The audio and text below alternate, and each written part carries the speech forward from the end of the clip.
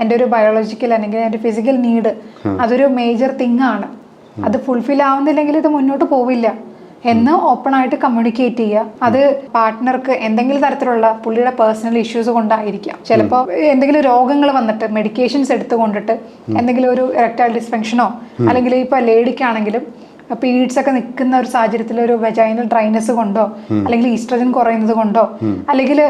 Cancer ഒക്കെ വന്ന patients അത് സർവൈവ് ചെയ്തവർക്ക് അല്ലെങ്കിൽ ഏതെങ്കിലും തരത്തിലുള്ള കീമോതെറാപ്പി ഒക്കെ എടുക്കുന്നവർക്ക് ഇതുപോലെ സെക്സിനോടുള്ള ഇൻട്രസ്റ്റ് കുറയുന്നത് കൊണ്ടോ അങ്ങനെ പല രീതിയിൽ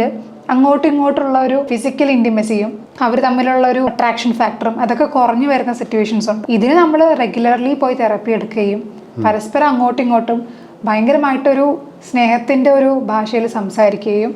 അവർ തമ്മിലുള്ളൊരു സ്പാർക്ക് തിരിച്ചു കൊണ്ടുവരാൻ രണ്ടുപേരും ഒരുപോലെ ശ്രമിക്കുകയാണെങ്കിൽ നമുക്കിതിനുള്ള ആൻസർ ഉറപ്പായിട്ടും കണ്ടെത്താൻ സാധിക്കും.